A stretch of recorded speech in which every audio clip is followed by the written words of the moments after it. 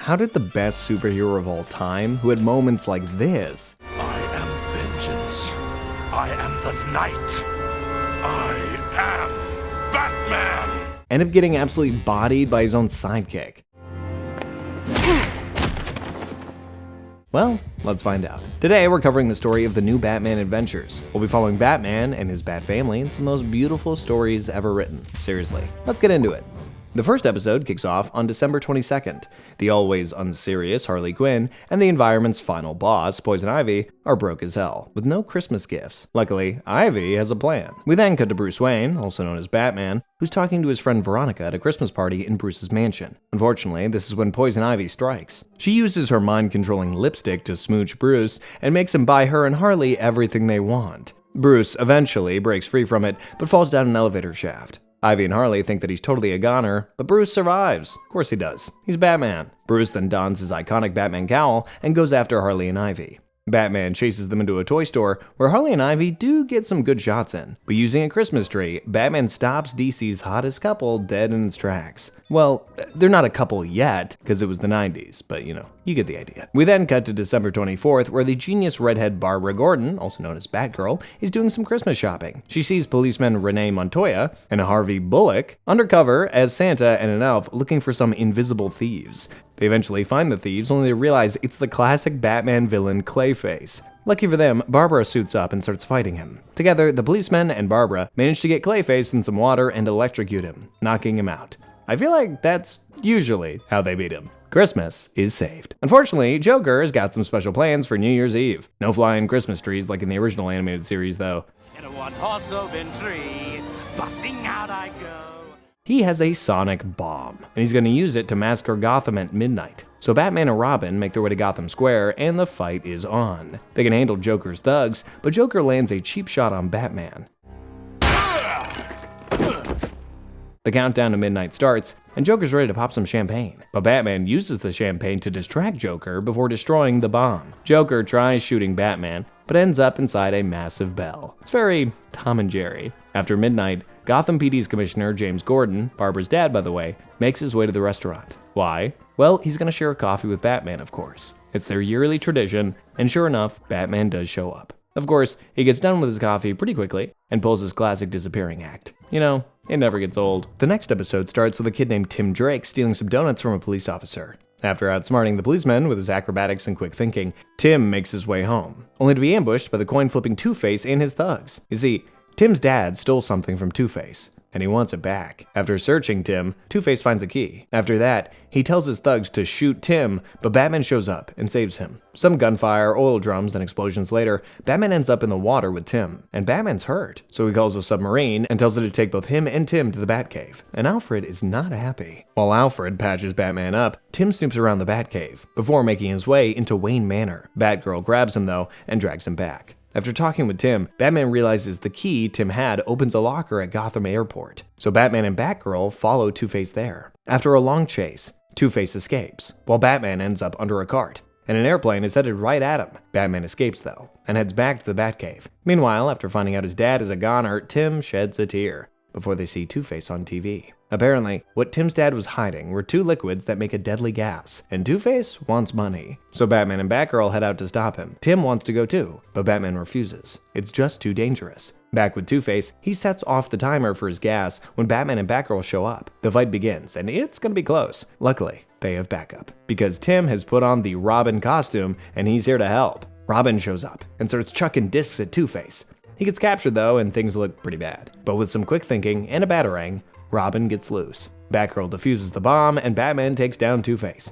After that, Batman formally takes in Tim as his surrogate son. And what do you know? Dick Grayson, aka Nightwing, shows up. He was the very first Robin.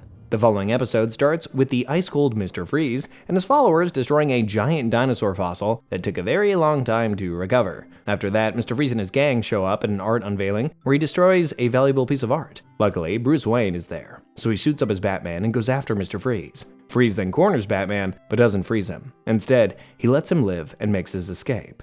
Later, Batgirl and Batman discuss Mr. Freeze's behavior. He used to be obsessed with saving his wife, but now that she's alive, he's completely gone off the rails. Meanwhile, we see Mr. Freeze getting checked on by some doctors. He's clearly suffering from something serious. After his checkup, Freeze sets his sights on his next target, Bruce Wayne. While the Bat family is enjoying a normal evening, Freeze and his gang show up at Wayne Manor. A fight breaks out, and Mr. Freeze completely coats Alfred in ice. Freeze escapes, but Batgirl manages to stick a tracker on his truck. Luckily, Batman sets up a chemical bath to fix Alfred right up, and leaves Tim to look after him. Meanwhile, Batgirl and Batman follow the tracker and make their way to Freeze's lair. There, they free the doctors, before getting cornered by Freeze's gang. We then see why Freeze has been so unhinged. Basically, the disease that he had has ruined his entire body. Only his head remains. That's why he couldn't be with his wife, and he plans to take his revenge from all of Gotham. He's gonna drop an ice nuke on Gotham, and he wants Batman to watch. But Batgirl buys Batman some time, and he shoots his grappling hook onto Freeze's helicopter. Batman makes his way onto the helicopter, and his fight with Freeze begins. After some struggle, he manages to get the helicopter away from Gotham. He then straps Freeze to the bomb and drops it into the water below. But as the episode ends, we see Freeze's suit, and the head is not there. He escaped.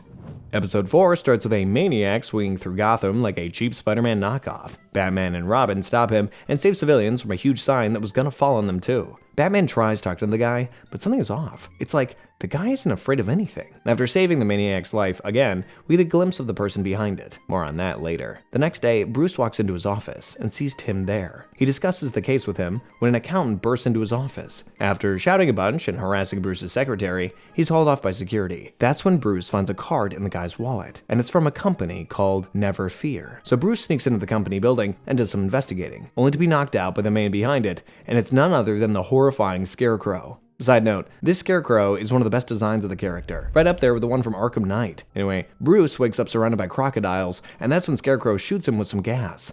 But instead of making him afraid like his old gas, this one takes away your fear. Scarecrow then escapes, and Bruce makes his way back to the Batcave. After suiting up, he and Robin head out to investigate, but the gas is taking a toll on Batman. He's flying the Batplane like a maniac, and he almost kills one of Scarecrow's thugs. Thank God, Robin saved him. Seeing how unhinged Batman is, Robin ties him up and goes after Scarecrow himself. He follows Scarecrow to a train and almost defeats Scarecrow and retrieves the antidote, only to get knocked out from behind. It's a rookie mistake. Lucky for him, Batman managed to free himself and hops on the train. He then walks right past a handcuffed Robin and starts giving Scarecrow the business. Robin gets himself loose and uses the antidote to stop Batman from killing Scarecrow. After that, they grab Scarecrow and escape the train. Not bad, boy wonder.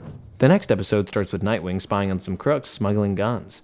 Batman and Batgirl show up, but Nightwing says he doesn't need their help. As he takes up the thugs, Batgirl helps, but Batman just stands there and watches. Nightwing then gets some unexpected help from Selina Kyle, also known as Catwoman. She used to be a villain, but it seems like she's changing her ways. Maybe. Anyway, after a little back and forth between Barbara and Dick, clearly there's some history there, Nightwing goes to confront Ricky the Hook. He's the hook-handed pirate wannabe behind the smuggling operation. Catwoman shows up too, and it looks like they're gonna be working together. Nightwing doesn't seem too thrilled about this. They make their way inside. It goes pretty smoothly. Nightwing gets the info that they need, they kick some villain butt, and leave unharmed. And Batman was watching the whole thing. Later that night, Batman visits Selina and tells her to stay away from Nightwing. That's when Nightwing shows up himself and says that he actually trusts Selina, so Batman leaves them alone. And Batgirl is seriously jealous. After that, Nightwing and Selina find out about the next smuggling shipment and decide to go there. Nightwing even removes the tracker that Batman put on Selina. No more Big Bat to bother them. So Catwoman and Nightwing make their way into Ricky's ship, and surprise, surprise, Catwoman was just using Nightwing to get a precious gem. Unfortunately for her, this was a setup from the start. Nightwing was playing her, and Batman and Batgirl were all in on it. That's when Ricky and his thugs show up, and the fight begins. While Batman takes down Ricky, Nightwing chases down Catwoman. He saves her life and arrests her before Batgirl and Batman show up. I guess he's not against teamwork after all.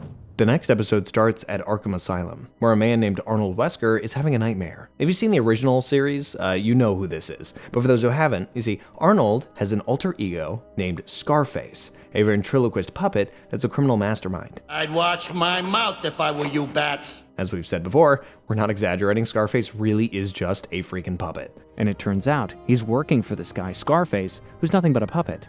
No, literally.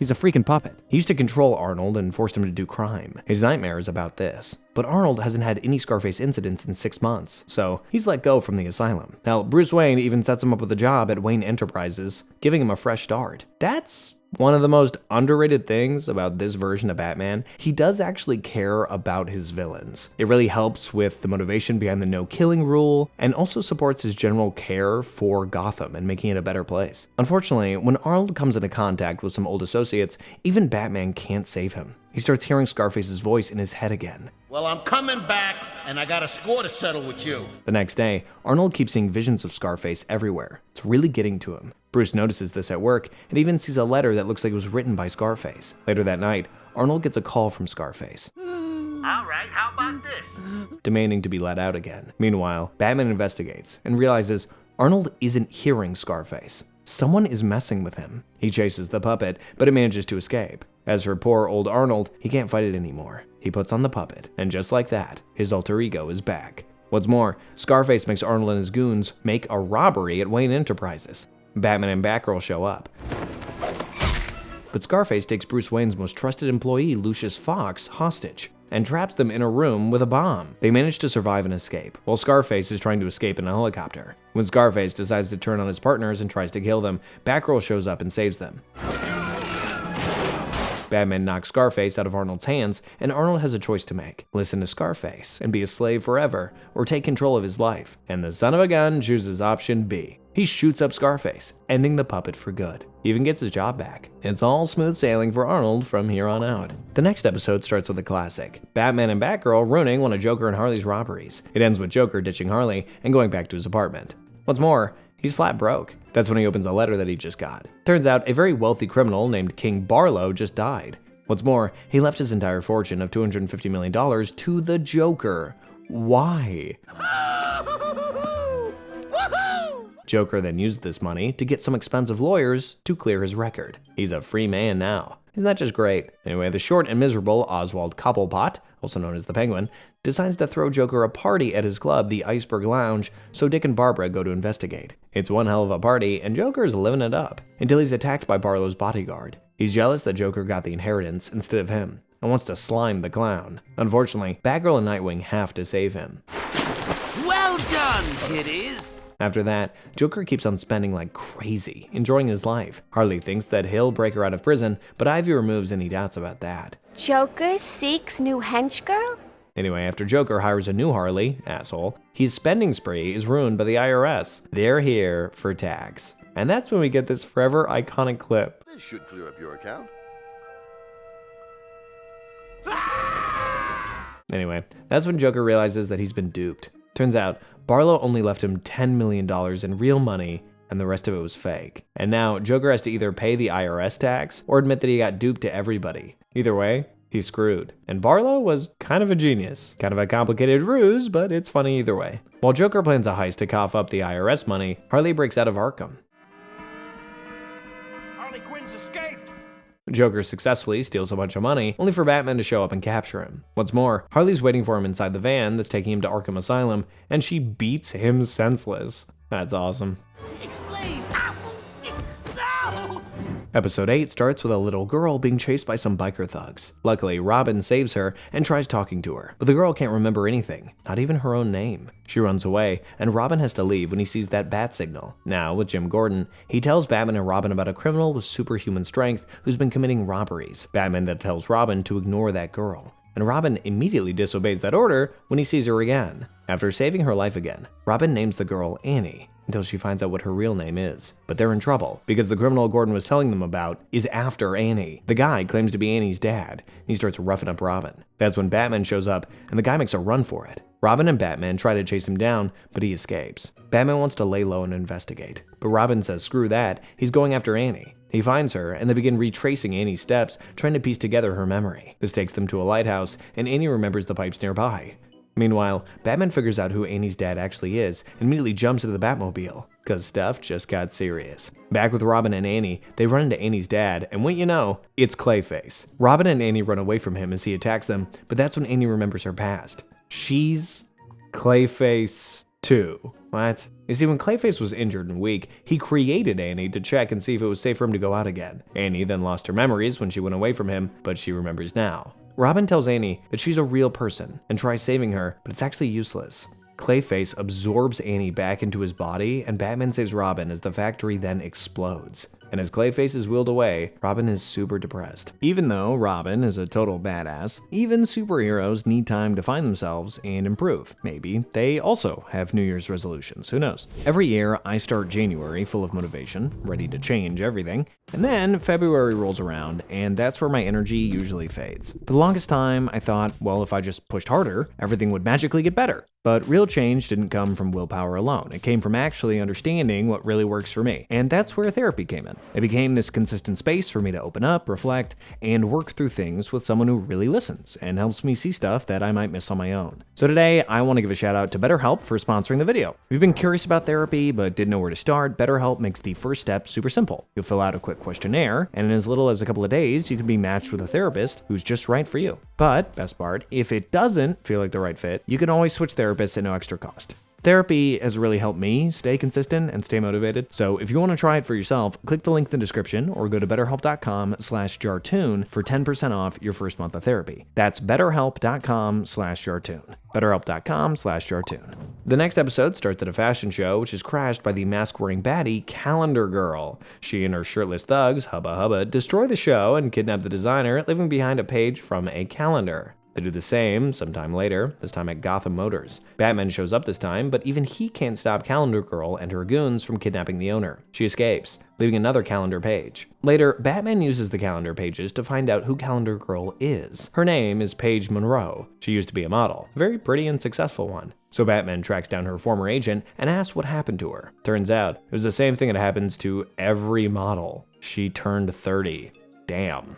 Brutal. She was dropped by every company, and now she's taking revenge from them. Her next target is Gotham World Broadcasting, and she captures the CEO. That's when Batman and Batgirl show up, and they chase her, only to run into an attack from a dinosaur animatronic. After some struggle, Batman and Batgirl take out the dinosaur. Calendar Girl is long gone, but she left behind another calendar. Later, Batgirl tracks down Calendar Girl's location, and they rush to it. At her hideout, Calendar Girl describes how she ruined her life for her looks. Diet after diet, surgery after surgery. She gave up everything, and in the end, it was useless. So she's gonna make the ones who dropped her suffer. Luckily, Batman and Batgirl make it in the nick of time and put an end to her plans.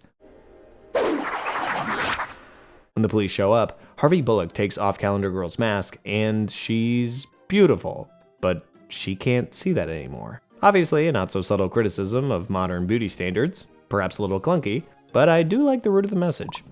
Episode 10 kicks off with Bruce and Tim going to an auction. There, Tim meets the evil-looking Clarion, a creepy kid with a cat named Teagle, who you just know is up to no good. Clarion is there to bid for an old-timey brand. His main competition is a man called Jason Blood. Clarion outbids Jason, but Bruce steps in and wins the bid. Turns out Jason is actually a friend of Bruce. He's doing him a favor. Later, while discussing the brand at Jason's home, Teagle shows up and tries to steal it.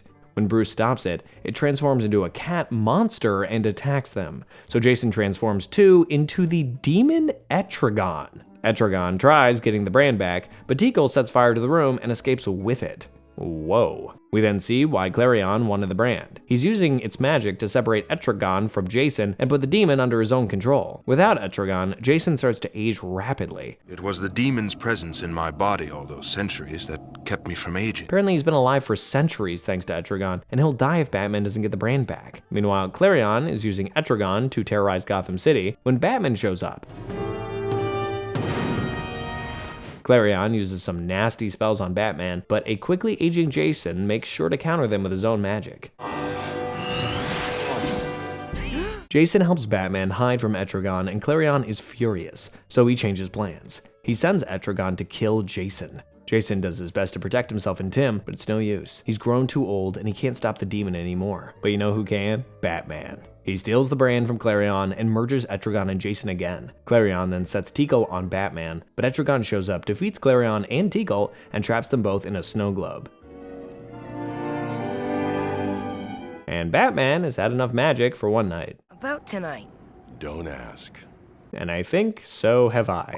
The next episode starts with Batman and Robin running from gunfire in the Batcave, and they're being shot at by Jim Gordon, Harvey Bullock, and the Gotham PD. Bruce Wayne, stop where you are! Alfred sacrifices himself to let them escape, and Nightwing saves them from the rest of the police. This is when Batman explains what happened. Earlier today, Batman, Batgirl, and Robin were fighting Scarecrow. Batgirl followed him to the roof, where Scarecrow attacked her and sent her falling. She crashed onto Gordon's car, and as she was in his arms, she revealed her identity. After that, Barbara died in her dad's arms, and he was so furious at Batman for hiding the truth from him. Harvey Bullock then pulled a gun on Batman, and Robin pulled him out, but it was useless by then. Gordon went through Barbara's computer and figured out Batman's true identity. He then broke into Wayne Manor with his men, and, well, you know the rest. Nightwing decides to go out for supplies, but ends up getting ambushed and caught by Gotham PD. If only these losers were this effective when it came to other criminals. Anyway, Batman tells Tim to turn himself in. It's the only way to save himself. Something tells me Tim's not gonna do that. Anyway, Gordon is then told that he has to step down as police commissioner. His daughter was Batgirl, so he's under suspicion too. While Gotham deals with the realization that Batman is Bruce Wayne, yeah, that's public news now, Gordon goes to strike a deal with some criminal to catch Batman.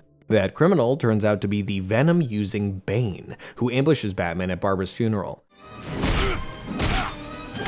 Their fight takes them to the bat signal, and Gordon says he wants Batman alive. But Bane disagrees and attacks Gordon. Batman tries to save him, but Bane sends them both falling to their death, and then Barbara wakes up. No!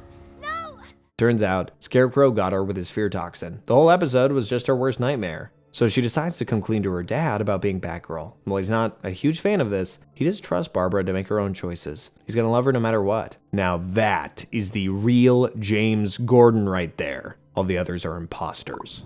The next episode starts with Bruce going to a concert with someone named Shannon. The singer is a woman named Cassidy. She's the biggest artist in the world. Unfortunately, Cassidy just broke up with her special effects director, Garfield Lins, and he's not happy about this. In fact, he tries to burn her on stage. Luckily, Barbara's at the concert too, and she shoots up to save Cassidy. But Garfield is obsessed with Cassidy, and he's just getting started. Sometime later, Cassidy opens a new nightclub, and it's buzzin'. Unfortunately, Garfield shows up in a cool-ass suit to burn the place down.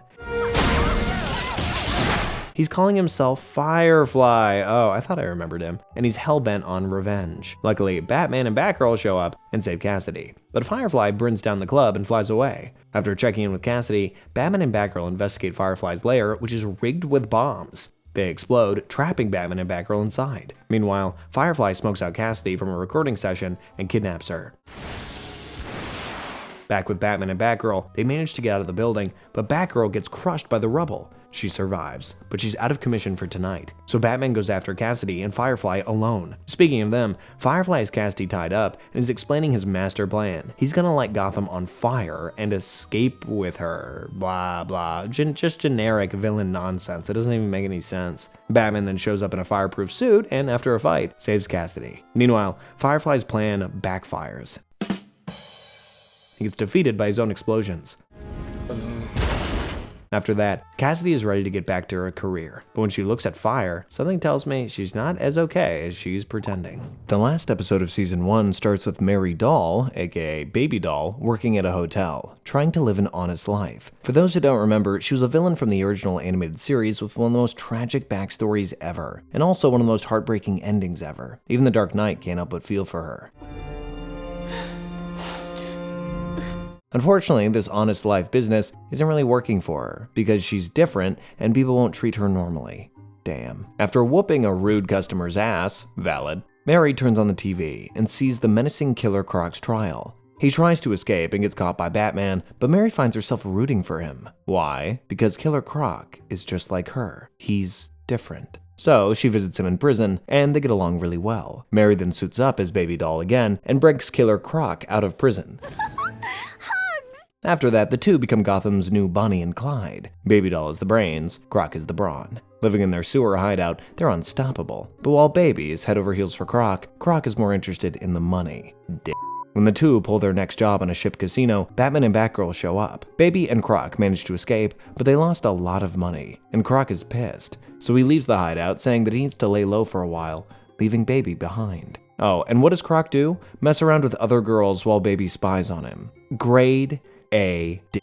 Later, Baby says that she's come up with her best plan yet, so she and Croc head out. Meanwhile, Batman and Batgirl find their hideout and realize where they're going. Gotham's nuclear plant. You know, you'd think they wouldn't put a nuclear plant in a city full of maniacs. But, you know, I'm just the narrator. What would I know? Anyway, Croc and Baby get there, and Croc asks her the plan. But there is no plan. Baby's gonna nuke Gotham, sending her, Croc, and everybody else to hell. Luckily, Batman and Batgirl show up. Batgirl defuses the plan while Batman fights Croc, who's trying to kill Baby.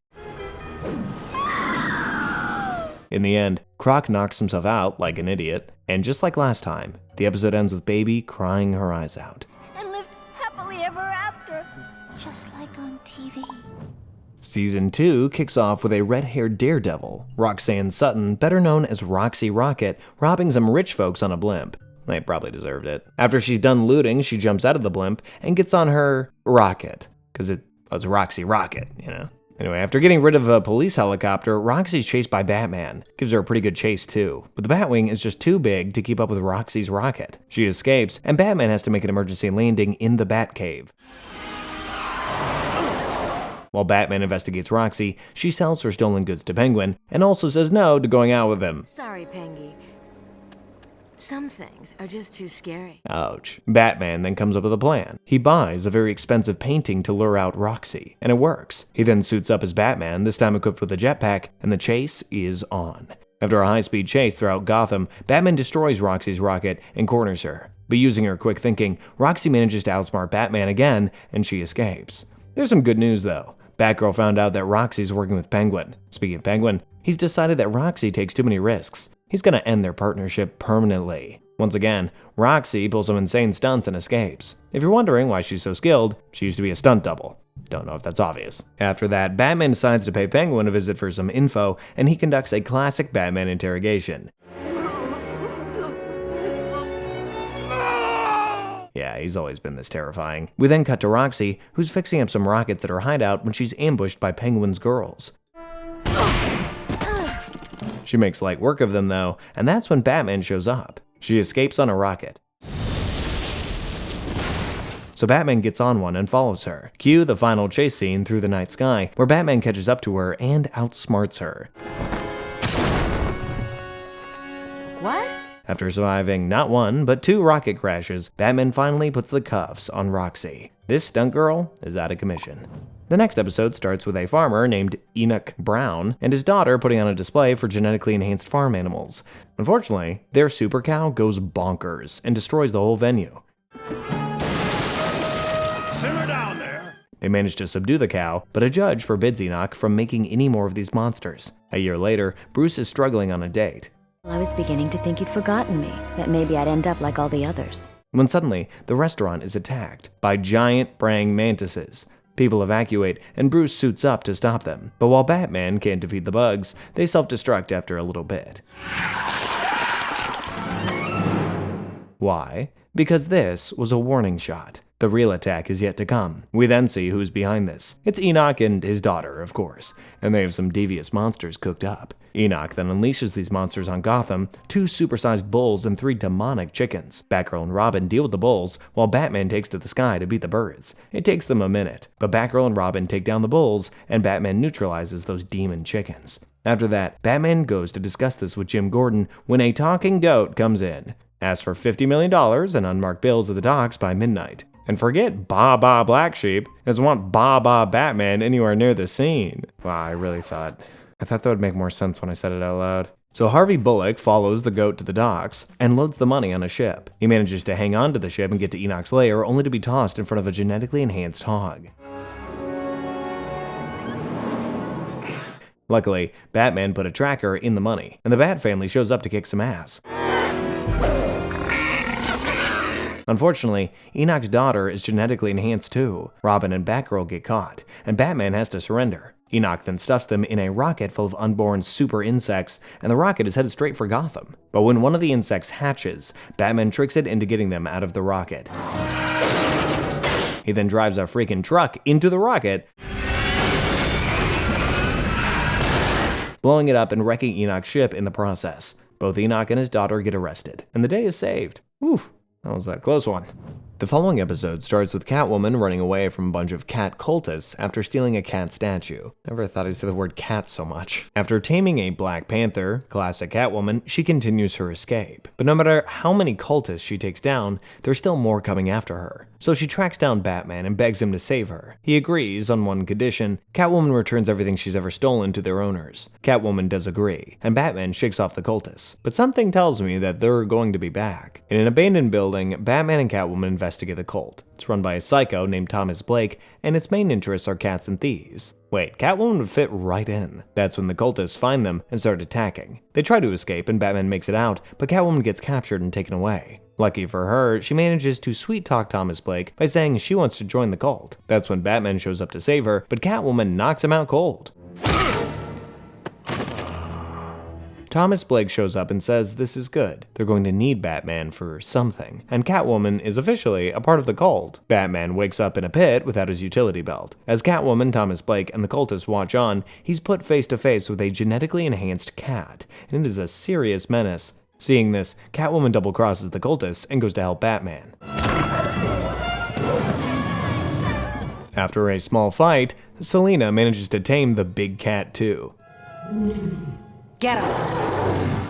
She really is a cat whisperer. She sicks the cat on the cultist and makes a run for it with Batman. But Batman gets distracted by Thomas Blake, who wants a fight, so he whoops Blake's ass. It's over now. But when the police show up, Catwoman is long gone. She stole a lot of stuff from the cult and is now living it up in Paris. Does girl power apply to thieves too? I think it should. Episode 4 starts with Nightwing joining Batman and Robin on patrol. There, they see somebody climbing a communications tower to steal some science stuff. Batman and the others try to stop the person, but it turns out it's not a person at all. It's a gorilla named Peaches. You know what's crazier? Nightwing knows this gorilla. The next day, Dick takes Tim to the circus to investigate. You see, Dick was from a family of circus acrobats known as the Flying Graysons. Flying Grayson! While investigating, Dick runs into the super attractive Miranda, a girl he grew up with at the circus. Aside from the obvious tension between them, Miranda is in charge of all the circus animals, including Peaches the gorilla. Later that night, Batman tells Dick that every town the circus has been in has faced a bunch of robberies like the one last night, and all the signs point to Miranda. Dick doesn't buy this though, so they head out to investigate. They investigate a robbery, and wouldn't you know it, the robbers are two bears from the circus. Bears are bad news, and they give Batman and Nightwing a real run for their money. But, using their quick wits, Batman and Nightwing manage to trap the bears. Later, Harvey Bullock takes the bears back to Miranda at the circus and says he'll be back in the morning for an explanation. Meanwhile, Batman and Nightwing go over the security footage of the bears, and they're a little too smart to be circus animals. Later that night, Miranda catches a clown talking to her bears. It's not a clown at all. It's the evil genius Jervis Tetch, aka the Mad Hatter in disguise. You'll remember this dirtbag if you've seen the OG series, or if you've played Arkham City. In Wonderland, the Mad Hatter reigns supreme.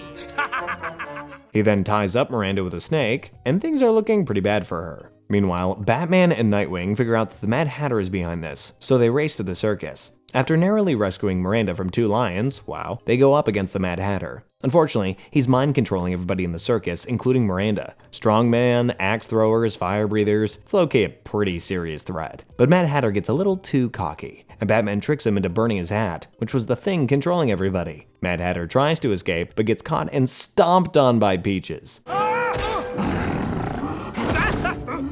The day is saved. In the end, Tim gets stuck on cleanup duty for the circus. What did he do to deserve that? The next episode starts with Robin taking down some thugs and getting some help from Nightwing. After that, Robin asks him what we all really want to know. What the hell happened between him and Batman? So Nightwing tells him. Dick says they always had their differences when he was Robin, but it really started after he graduated university. Not only did Batman skip Dick's graduation, but he pulled Dick away from a hot date with Barbara, because they used to be an item. Anyway, Batman called him because the Joker was up to no good as usual. So Batman and Robin faced Joker and his goons like the good old days. But when Joker escaped, Dick chased Connor, the random guy that Joker had on lookout duty. He followed Connor to his apartment where his wife and kid were waiting for him. And that's when Batman broke in and started roughing Connor up in front of his family, even when Dick told him not to. Seeing this, Dick just took off. He went and ranted to Barbara later that night before leaving. So Barbara confronted Bruce about what was happening between them. Bruce then revealed that he was Batman, Dick was Robin, that he already knew Barbara was Batgirl. That was when the Joker announced an evil scheme on TV, and Dick was nowhere to be found.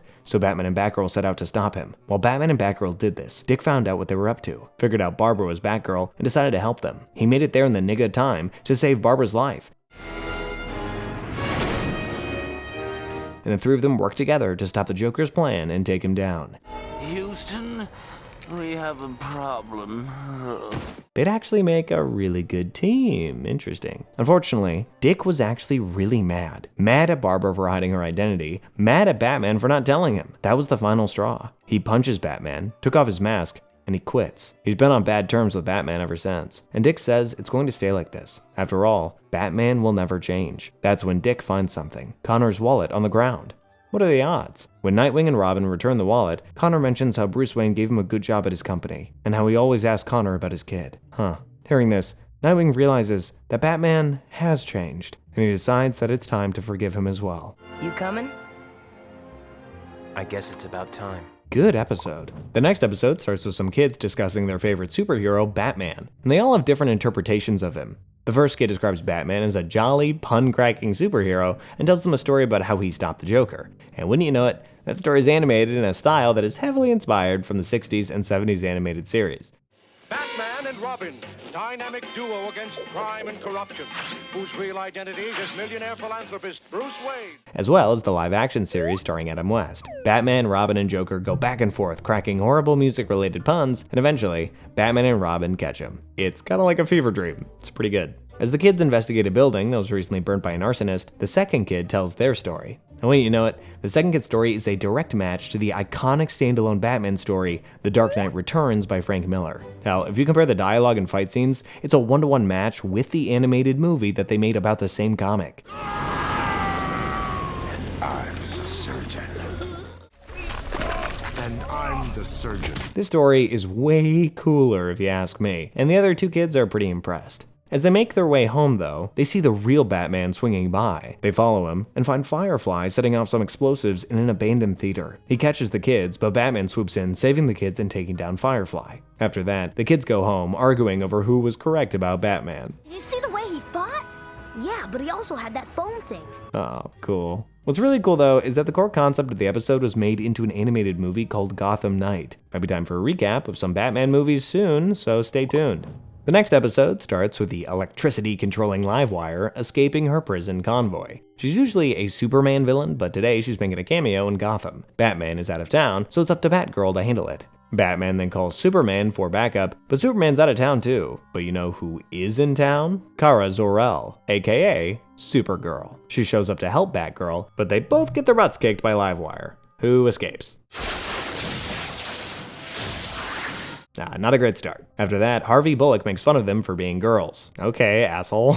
So Batgirl and Supergirl decide to team up and catch Livewire. But Livewire finds a team of her own. She recruits Harley Quinn and Poison Ivy. Together, they rob a mall, and it's going great. Until Batgirl and Supergirl show up. The heroes are doing well at first. They manage to defeat Livewire. But when Harley and Ivy show up, all hell breaks loose. Supergirl's ready to defeat them, but Ivy just poisoned Batgirl. Oh no. Supergirl saves her, which means Ivy, Harley, and Livewire get away. After that, Supergirl and Batgirl have a nice little bonding session. They're ready to take down the villains. Speaking of the villains, Livewire and the others wreak havoc at Penguin's Iceberg Lounge. We're closed. Besides, you aren't even old enough to come in here. So he tells Supergirl and Batgirl where they're hiding. They head to Ivy's hideout and the fight begins. Supergirl and Batgirl are having a rough time. Looks like they're cooked. But all it takes is using the villains' powers against them. And just like that, the sidekicks save the day and steal the show. Now this is some girl power. Episode 8 starts with Bruce attending his friend Veronica's wedding. Apparently, it's her 4th, and she's only known the guy Michael for 2 weeks. Anyway, Bruce gets paired up with a lovely lady named Susan at the wedding. They instantly hit it off. Hell, he thinks about her so much, he almost messes up with some bad guys. Very un-Batman-like. Later, Bruce goes on a date with Susan and proposes to her. And she says yes. Wait, they just met. Bruce tells the Bat family about this, saying that it's finally time that he's found happiness, so he's going to give up on being Batman. Okay, this is super un-Batman-like. Something's definitely off. And just like that, Bruce gets married to Susan. But Veronica and Michael don't show up to the wedding. That's when Bruce gets a call from Veronica. She tries to tell him something about Michael, but Michael stops her. What did she want to tell him? Oh, nothing, just that Michael is a monster, not a human. Michael knocks out Veronica and sets the house on fire. Luckily, Bruce makes it in time to save her. With Veronica in the hospital, Bruce tells Batgirl and Robin to keep tabs on Michael. So they do. And it turns out, he's a plant monster that was sent by none other than Poison Ivy. The goal is simple. Marry somebody rich, kill them, inherit the money. Pretty devious. Robin and Batgirl then get attacked by Ivy's plants, but find the perfect chemical to destroy them. That was convenient. Meanwhile, Bruce is on a honeymoon cruise with a bunch of other rich people when he realizes the truth. Not only is Susan one of Poison Ivy's monsters, half the people on the cruise are too. Ivy's about to use this to kill the real people and have their fake spouses steal their fortunes, but Batgirl and Robin aren't having this. Batman suits up too, and after a long fight, they manage to rescue the humans and get rid of Ivy and the monsters. And how does Batman deal with his failed marriage? Now that is Batman-like. The following episode opens with Penguin doing some business with Killer Croc and Two-Face. After that, however, he's attacked by a large shadowy figure. He's called the Judge, and he's here to exact justice on Penguin, which he does by crushing him with a giant penguin statue. When Bruce hears about this, he knows he has to do something about it. So when the Judge shows up to pass judgment on Killer Croc, Batman shows up and saves Croc's freaking life. The Judge escapes though.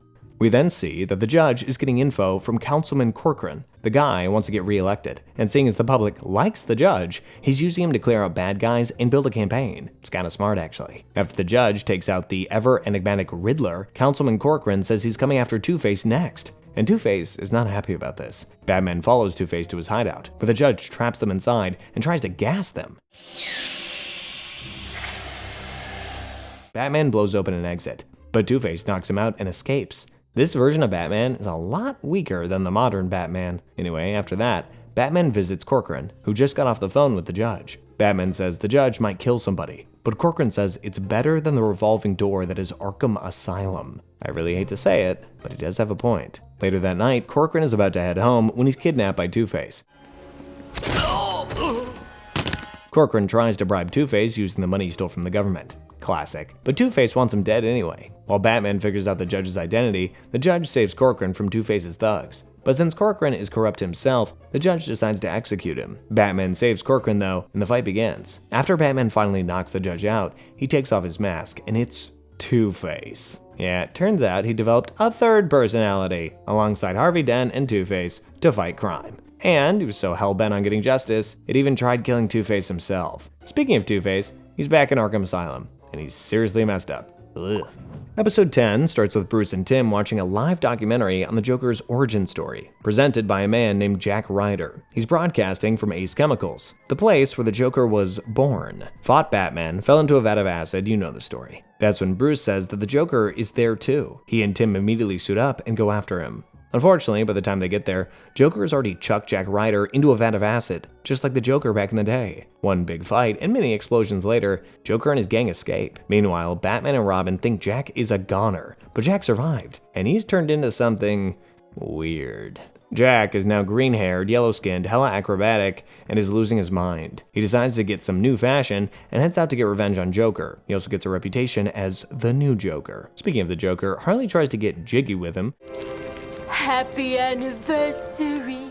But he's more worried about this imposter, so he sends Harley to find him. Harley doesn't have to search for long though. She finds Jack whooping Joker's goons. Oh, and Jack is now calling himself the Creeper. Jack then sees Harley and immediately falls in love with her. Batman and Robin show up too, and the fight takes them all outside, where Harley drops a huge box on the Creeper. But Creeper survives and goes right after Joker. Batman and Robin follow them, and this leads to a hilarious high-speed car chase. It ends at Ace Chemicals. Poetic. Where Batman puts Joker in handcuffs and knocks Creeper out with a sedative. After that, Batman gives Creeper a patch that will keep him as Jack Ryder. But as soon as Batman and Robin leave, Jack takes it off. Looks like he enjoys being a maniac. The last episode of the show opens with Joker and Harley kidnapping Jim Gordon. But not only does Batman find them, he makes fun of Joker's plan, saying he's losing his edge. Joker and Harley manage to escape, but Joker's furious. So he starts planning a way to end Batman in the most glorious way possible. Poor old Harley tries everything to get his attention, and I mean everything. Aw, come on, Puddin'. Don't you want to rev up your Harley? How is this in a kid's show? Anyway, Joker just kicks her out, which makes Harley think about her life. And she decides that the reason her life is a mess is Batman. Yeah, he's the reason your life's a mess, Harley. Harley then has a flashback. She used to be an up-and-coming psychologist named Harleen Quinzel until she got a gig at Arkham Asylum. There, she started treating the Joker and fell in love with him. After that, she rebranded herself as Harley Quinn, and the rest is history. Back in the present, Harley decides the only way she can be happy is if she takes out Batman. So she sets up an ambush for him, tricks him, and knocks him out cold with a sedative. Uh-oh. Batman wakes up and sees he's hanging upside down over a tank of piranhas. Not an ideal situation. Harley then explains her grand plan of getting rid of Batman and settling down with Joker. And Batman does something he never does. He laughs. I've never seen you laugh before. Batman says that the Joker doesn't really care about Harley and explains exactly how and why. Harley starts crying. But denial is a river in Egypt, so she's gonna kill him anyway. That's when Batman says Joker won't believe she was the one who did it. He'll need to see it to believe it. This is my favorite scene in the show. One of the best examples of just how smart the Dark Knight really is. So, Harley calls the Joker, tells him what's happening. So Joker gets there immediately, and he's mad. You see, Joker doesn't just want Batman to die. He wants to be the one who killed Batman. And seeing Harley come so close, Joker's overcome with jealousy. So much so that he pushes Harley out of a window. She survives, but she's seriously hurt. Joker then tries to kill Batman himself, but Batman breaks loose and chases him. Their fight takes them on top of a train, where Batman rage baits Joker by saying Harley came closer to defeating him than Joker ever did. Ooh, that's gotta hurt. Batman then punches Joker off the train, but you just know he survived. Meanwhile, Harley gets taken to Arkham, where she decides she's done with Joker in this abusive relationship, until she sees that Joker sent her a flower. And just like that, Harley's head over heels for Joker all over again. That's mad love indeed. And that was our video. Wow, this era of Batman was really, really cool. Great storytelling, even if Batman was a little underpowered. If you enjoyed this video, check out some more videos on screen. We'll see you next time. See ya.